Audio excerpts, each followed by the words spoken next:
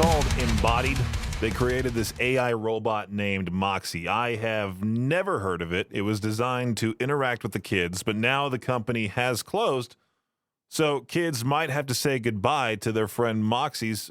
Parents received an email from Embodied not that long ago with suggestions on how parents can gently break the news that their robot might soon die. At that point, you might as well try to get them a real pet in the house if you don't have one already. You can't just gently break the news, because if you tell your kids now that Moxie has to go on a quote-unquote permanent vacation, and then later down the line when they're much older reveal to them, hey, Moxie back in the day actually died and we just didn't want to straight up tell you that, that'd be a bad move. Those kids would be big time mad. If you know of that couple in your life that's just on the brink of breaking up, chances are they might split today. Today, December 11th, unofficially known as Breakup Day, because I guess it's the number one day of the year for breakups. It's always fun seeing that type of thing online when you're not involved, because either they straight up say, hey, me and insert name here have broken up, or you see them get all mysterious online, but it's quite obvious, like their Instagram profile, all those pictures are deleted. You start seeing maybe some inspirational quotes posted on their stories or even on their Facebook profiles, all about working on themselves. Or maybe you even see that whole I'm taking a break from social media post. That's always a fun one, an online departure. Divorces too. Like, you'll see one of them post a picture of the kids, or the dude in the relationship changes their profile pic to their favorite team's logo. They don't mention anything. They just, let things sit. My favorite thing is when you see someone you know that just consistently posts all about their relationship online to the point where it feels like you're dating that person. And then they break up and your feelings are actually hurt because all those photos, all those memories just now gone from the internet. Happy, unofficial Breakup Day, December 11th. Peach's Pit Party on K-Bear 101, Idaho's only rock station. My dad, years ago, back when I worked at Payway Asian Diner, he asked me, hey, is your boss going to give out Christmas bonuses? And I went, what? I barely get paid. No company out there anymore gives away Christmas bonuses. Or at least I think 95% of them probably don't give out Christmas bonuses. Not every company at all is generous this time of year. In fact, some are downright Scroogey. I was looking here at this Reddit post asking what cheap or terrible holiday quote-unquote bonuses are people starting to receive from work this year. Some of the responses: I work in sales, top performing team, entire team got the same book on how to be better at sales. We are supposed to read this book on our downtime, whenever that is, and then management wants to go over the book chapter by chapter in our weekly team meetings. Somebody else said, I used to work at the Cheesecake Factory, and one year they gave everyone a cheesecake from Costco. I wouldn't be mad about that. I love cheesecake. Now, I get it. Companies like to say, hey, forget the whole actual compensation. Let's go ahead and have this awful pizza party in the break room. Or even worse, they give you this like hydro flask, but it's not necessarily a hydro flask. It's a cheap knockoff of a hydro flask that has the company logo on it because for some reason you really wanted that. I've seen that meme making the rounds online. Company sent out one box of candy snacks or candy/snacks for our 14-person team. A t-shirt with the company logo. There it is. There was 1 year when I worked at TMZ where they gave out a really cool Christmas, not really a bonus, but a Christmas gift to each one of the staff members. They handed out these North Face TMZ branded backpacks that are all black, and it's awesome. I still use it to this day. Every single time I go home, I make sure to pack all my clothes into that backpack. That thing surprisingly holds my giant clothes for a week-long vacation. I love it. And this right here is your Shot Clock Sports Update. It seems that Juan Soto signing the biggest contract in baseball history might have come down to getting some free stuff. The New York Post reports that the bidding between the Mets and the Yankees was tight all weekend. Then the Mets owner Steve Cohen discovered that the Yanks deal would require Soto to pay for the luxury suite he wanted for his family. The Yankees felt they couldn't give a free suite to Soto when star Aaron Judge pays for his own suite. So Cohen added a free suite to his bid. Soto took the $765 million deal, which is only $5 million more than what the Yankees offered. You're making the biggest star in your team, Aaron Judge, pay for his own suite, and that guy's devoted to New York. You should give that guy the Aaron Judge room, for crying out loud. Caitlin Clark has added another award to the stack she's gotten this year. Time magazine has named her the Athlete of the Year. The magazine asked her to define her 2024 season, which saw her break the NCAA all-time scoring record, set a WNBA rookie record for most three-pointers made in a season, and she also won WNBA Rookie of the Year. She had to describe all of that in one word. Clark chose historic and said, "I've been able to captivate so many people that have never watched women's sports, let alone women's basketball, and turn them into fans." Truly, truly, she is the Athlete of the Year.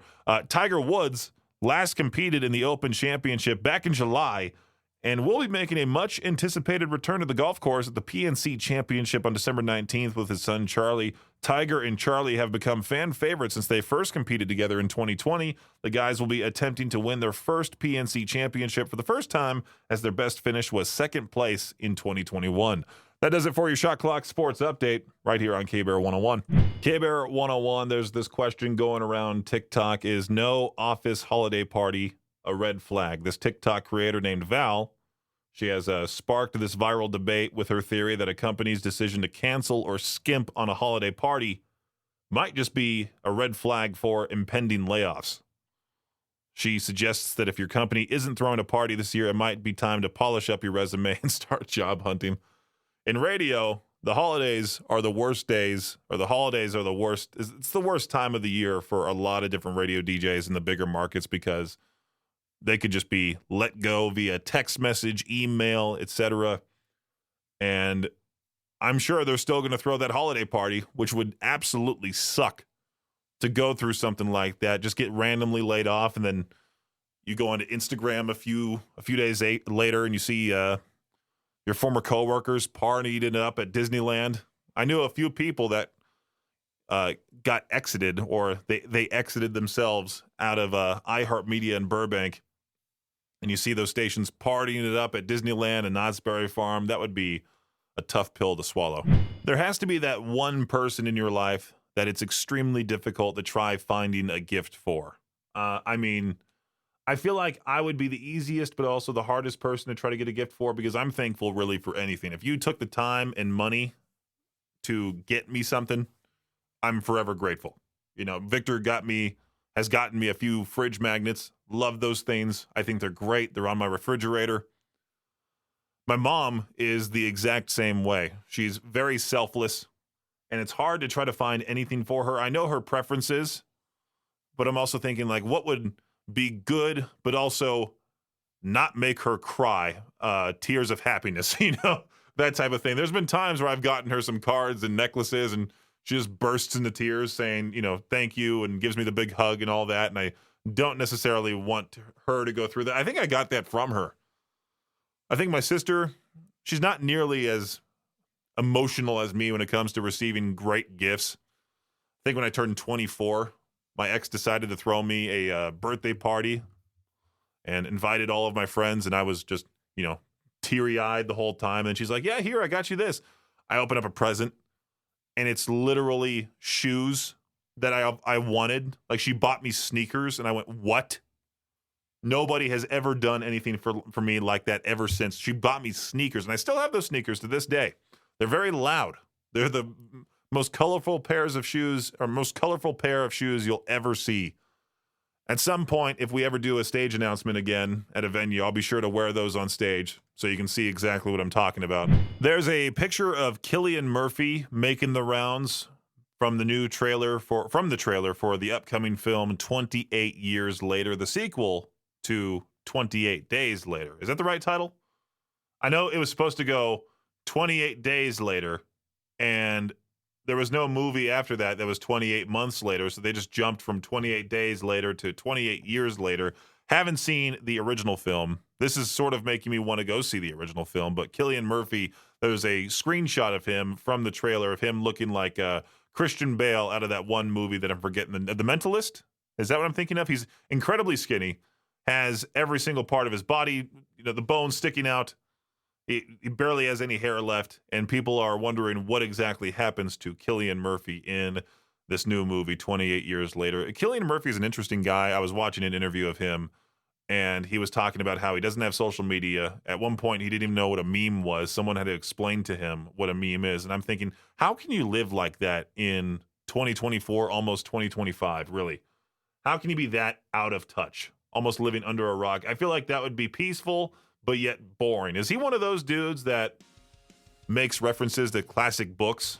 He only reads classic literature. I feel like he's that type of guy, where if you invite him to a party and you try explaining to him what the Talk to a podcast is, I feel like he'll look at you with the worst look possible, and then say, "Well, I've been reading this old book." I feel like Cilian Murphy is one of those weird dudes, but I could be way wrong. Only way to find out is to get him on the show.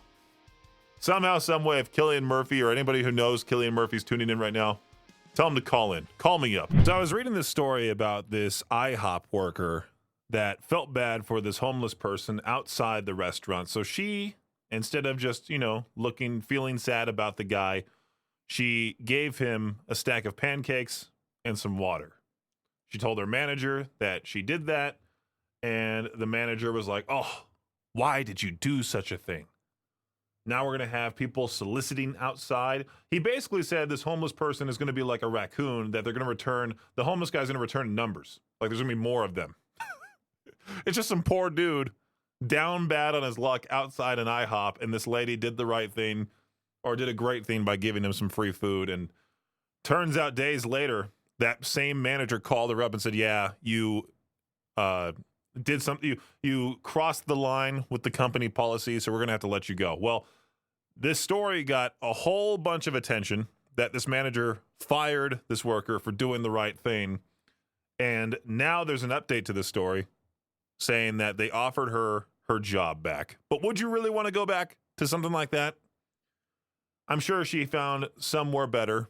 People saw who she was, maybe local to the area, maybe the local news covered it, and a whole bunch of businesses saw that and were like, "Oh yeah, let's hire this woman." Considering she got fired from a minimum wage IHOP job, and I think the manager even got named in the article that I was reading. So his name is being put out there. Yikes. If you're tied into one of those articles, that's almost as bad as having like a public Karen freakout, like at a Dairy Queen or something, like what happened here in the area. You would have to go in hiding. Big time. Christmas has been saved, thanks in part to firefighters in Norwalk, Connecticut. During the recent Norwalk holiday extravaganza, Santa Claus rappelled down the side of a 13-story building. I wonder why he would do such a thing. Like, the people behind the holiday extravaganza, they're like, "We need to make Santa do something above and beyond that will be unforgettable." Well, that did happen because, unfortunately, part of St. Nick's wardrobe got tangled up in the rigging, and he was left dangling 60 feet off the ground. Firefighters had to rush in and rescue Santa. They first made contact with him through a 6th-floor window, and they were eventually able to pull him inside. Thankfully, neither Santa nor anyone else was hurt. But that could be traumatizing to some kids. It's like taking your kids to the aquarium, and you see a fish eat another fish, and your kid starts crying. What would have been funny is if they did some sort of like what I'm going to call donkey stunt, like a Johnny Knoxville donkey stunt, if you know what I'm alluding to. And they had a stuntman pretend to be Santa. And this Santa in particular just did something utterly ridiculous, like fell all the way down but landed on a mattress pad, like one of those stunt pads on the bottom, but you couldn't see the stunt pad, so you just thought Santa fell. The shock on those kids' and parents' faces would have been hilarious. Wow, we're getting dark on Ask Reddit. Somebody asked this question yesterday, and it's still at the top of the page. Men, why do you often say you're fine even when you're not? That's a tough question. Tough tough question, top answer with 10,000 upvotes because I think most believe that nobody truly cares. Well, they said the explicit version of that I can't repeat on the air, but you get the picture, right? Somebody replied saying, yeah, it's a combination of no one really cares. The average person cannot do anything to change that. I don't want to make family, friends worry about me. I don't want to bum everyone out and ruin the vibe. There's that classic phrase, man up, that I was told many times. I was told earlier in life to be aggressive in basketball, most anything. And then when I started being aggressive, everyone's like, whoa, okay, tone it back, type thing. This is a depressing thread. I'm just scrolling down. It's the same. I think it's also rarely seen as are you good, but rather will you survive or can you deal with it? So it has to be really bad for it to be acceptable to answer no when asked when you're fine or if you're fine. The subtext is, am I morally obligated to step in? Is this so bad that you're going to do something to harm yourself or others and make me feel guilty for not asking? It's a social obligation. Make sure to check in on not just men, but everybody in your life, especially those dudes that are extra quiet. You know, say, hey, what's up? How's it going? If they don't really say much, you at least asked and you're checking in on them. Make them laugh. That's what I like to do. I like to make my friends laugh all the time. That's why I do the show. Try to make you laugh as much as possible. If I don't, well, I'm sorry. I keep getting these emails for tours that have been announced for next year. Gets me excited for 2025, getting to see more live music. Next year, I'll for sure have to log exactly what bands I see, because there was a moment not that long ago where I was thinking about what band was it again? Oh, Caskets. I was looking up because I added the Set It Off interview to the Artist Interrogations podcast. You can listen to that on demand wherever you get your podcasts. And I was like, wait a minute, what bands opened up for Set It Off? Like, I already knew about Crown the Empire.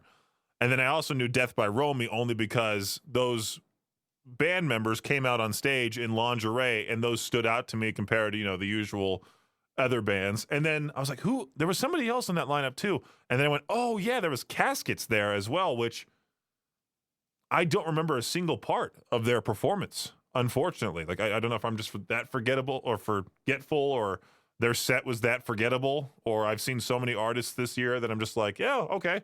I did see that band at some point. But yeah, I'm excited for another year, next year, 2025, full of shows. And I've updated our concert calendar quite a lot as of late, especially in the past 2 days. There was a few shows that got announced today. Barry Tomorrow and While She Sleeps going to be at the Soundwell with Vended, you know, Corey Taylor's son's band.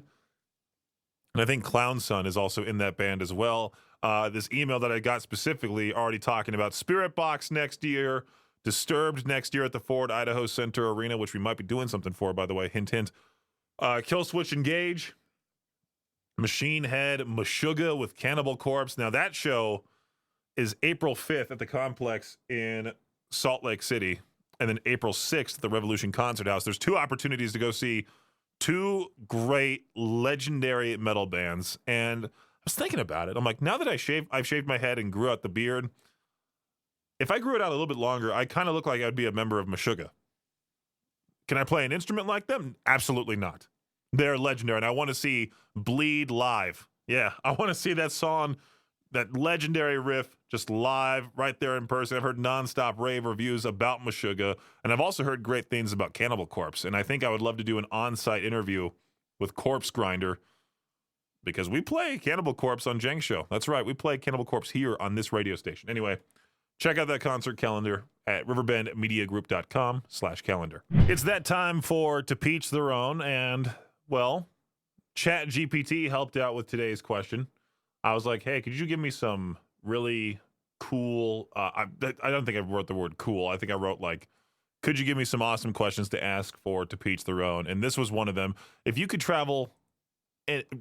time travel to any concert in history, which one would you pick? I'm glad Amber instantly answered back saying the exact same show that I would choose. Live Aid to see Queen. I even asked Google AI if you could time travel to any concert in history, which one would you choose? First, it gave the Beatles their Shea Stadium concert back in 1965. Then it also said Woodstock back in 1969. Maybe I would choose Woodstock 99 and watch it from a distance. Maybe. The original Woodstock, I feel like that was legendary at the time, but I also feel like that would have been a smelly festival. That would have been, I think that would have been like a, not just smelly, but also like you would have been there and be like, oh, that's it? That's honestly it? Like Jimi Hendrix would have been cool to see, but Crosby, Stills, and Nash, maybe that would have been cool. The Who back then, that would have been neat to see Keith Moon just completely rip apart his drum set because he was that crazy of a player. The Rolling Stones at Altamont Speedway back in 1969, a notorious concert known for its violence and chaotic atmosphere. That would have been pretty cool. Ooh, the Michael Jackson Thriller Tour back in 1983 to see Michael Jackson at his prime. That'd be a unique choice. If you could time travel to any concert in history, which one would you pick? Let me know, 208-535-1015. Hey, K-Bear, how's it going? Not too bad. James, if you could time travel to any concert in history, which one would you pick? Probably when Mozart was performing in front of the King of Austria. Just see if, classical, huh? He was crazy. Yeah, why not? It's not like we've ever gotten to hear the original form of it. No matter what, if you try using sheet music to play off of it, it's still an interpretation. You're not hearing it from the person that composed it. Yeah, that would be funny if you go back in time and Mozart's just completely overrated. I mean, by all rights, he actually is considered to be that overrated. You just go back in time and then people freak out because they see you and like you're not dressed the way that they are. Like, what's going on here? Imagine if the people back then saw me just pop up in the background of that concert. Giant. Yeah. Giant. They all run away. and then I get picked up for witchcraft or something because I whip out my cell phone to start filming it as evidence. Yeah, you take a selfie with the Mozart. And then get hung as witches. K-Bear, how's it going? Hey, Peaches.